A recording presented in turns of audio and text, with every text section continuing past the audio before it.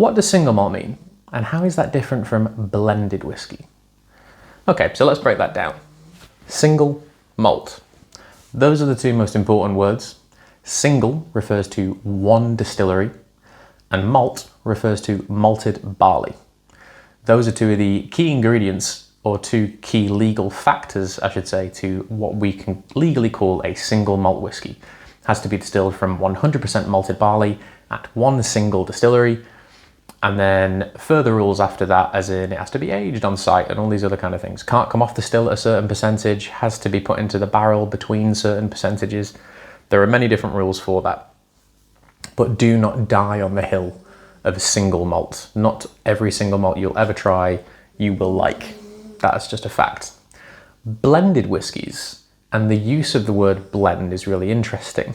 So sticking with single malts for a second, any bottle of single malt you buy, there isn't a single cask whiskey where all of the liquid has just come from one barrel that tasted particularly fun. Take Glenfiddich 12, for example. Glenfiddich 12 is a combination of probably thousands of barrels, but from the one location. That whiskey is not blended, but that whiskey is vatted. Legally, they mean two very different things within the whiskey industry. So single malts are vatted stock. It's loads of different casks from that one distillery into one vat that is then bottled so that you can try it. Blended whiskey is really different. So a classic blend, something like Johnny Walker, any Johnny Walker, with the exception of the green label, what they do is they take single malt whiskey and single grain whiskey. Now, we've talked about what single malt is. What is single grain? Single grain can be made from malted barley, but it's more about the still type. Single grain is distilled through a column still, or a coffee still, or a continuous still. The 3 C's. That gives you a much lighter style of distillate, and they're typically not made from copper, so they do strip a lot of flavour from there.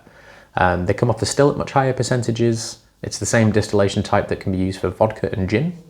So if you have this single grain spirit, you then mix it with single malt spirit, you get a blend. That is one of the legal definitions for a blend, the single malt added to single grain whiskey. Then it becomes a little more tricky when you talk about blended malt whiskies. So for any of you that are fans of Monkey Shoulder, which is probably the category leader in the world for blended malt whiskey, we have those two key words, malt, malted barley. So all of the whiskies in a blended malt are single malts. They're sourced from different distilleries. But the use of the word blended means just that. They've been sourced from more than one distillery. So for Monkey Shoulder in particular, we have Glenfiddich, Balvenie, and Kinninvie. Now, William Grants own all 3 of those distilleries. All 3 of those distilleries are on the exact same location pretty much.